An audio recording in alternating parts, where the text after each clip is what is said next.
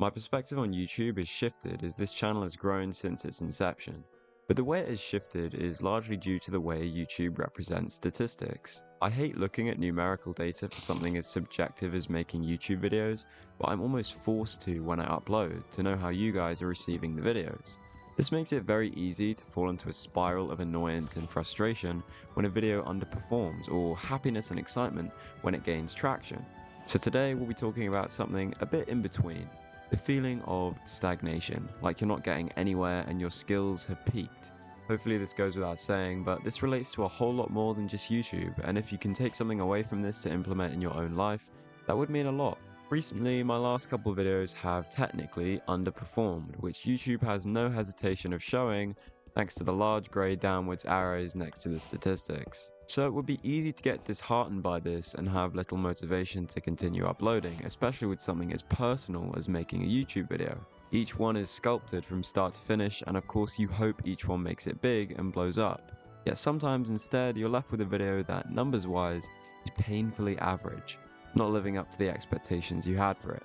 And that's what this idea of stagnation is about. And despite all the wonderful comments I'm lucky to receive, which are frankly the motivation that I need to keep providing you with the content, it could be easy to feel like you're not getting anywhere, just making videos for the sake of it and not actually improving.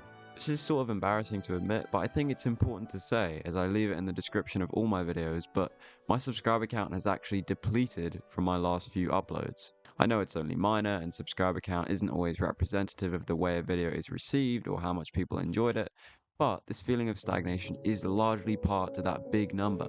It's such a constant reminder of my progress, so when it goes down, it's easy to understand why someone would be frustrated. And this feeling can go to any skill that you're honing, perhaps a sport you're doing amazingly in 1 week and make loads of progress, but then suddenly it feels like you haven't improved for weeks. As the roller coaster of both YouTube and life go, there's ups and there's downs, and I have a bit of wisdom to share with you about this topic. Now, this series is called Philosophical Minecraft after all, and so I thought it were about time we brought some actual philosophers' opinions to the table. So to help with this topic, I've picked up a few from a new book I've been reading. Firstly, a nugget of wisdom from my boy Epictetus. Epictetus? Yeah, Epictetus, let's go with that. We control our opinion, choice, desire, aversion, and in a word, everything of our own doing. Now this is perfect, because he's essentially providing us an invaluable state of mind to approach these feelings of stagnation with. He's saying that despite not being able to control the situation, what we can control is how we think about it and react to it, and it's only a period of no progression if that's what we believe it is. If instead we focus on the progress we've made up to this point, or the encouraging words of others, which is what I tend to focus on with the comments, then we'll end up feeling a lot better about our current situation. Progress is often a lot quicker at the start. It's so easy to get from level 0 to level 5 in a video game, right? But it's harder to get from level 95 to level 96. There's a greater gap between those levels than there is in the earlier things.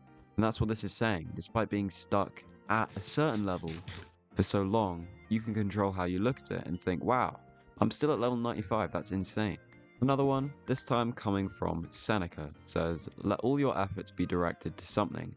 Let it keep that end in view. So once we have the right mindset to look at these states of stagnation, this is how we move on from there. Each video is an effort put towards that eventual goal, mine of which is to reach 100,000 subscribers, and let's just say each video is a step. And sometimes you have to take a couple steps back to recenter yourself on the way up, or maybe there's a couple of pit stops on your way to the top. I can imagine a straight climb to the summit would kill a man. It's much more efficient to take rests and breathers on the way up, even if it's slower. My point is, with this metaphor, it's not a straight shot to the top, but as long as my efforts, like Seneca says, are still rooted in that end goal that I have, then it will work out. And we'll end it with some final knowledge from Epictetus. Keep this thought through the day and night. There is only one path to happiness, and that is in giving up all outside of your sphere of choice. So we've got the right mental, we've got the goal in mind, now it's important to think logically. And this is telling you to not give any thought to things outside of your control. In this case, I'm at the mercy of the YouTube algorithm, just like you might be with something else in honing your skill.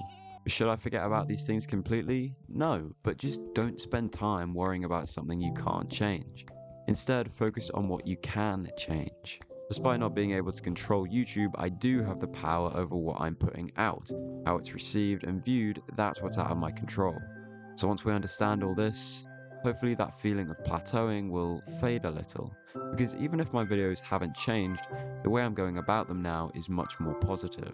I hope you're able to find some value in this video. I'm sort of trialing out new things with this one, what with not being in the original world, having actual philosophers' opinions, and the lack of subtitles, making for a different vibe of video. I really hope you enjoyed this one.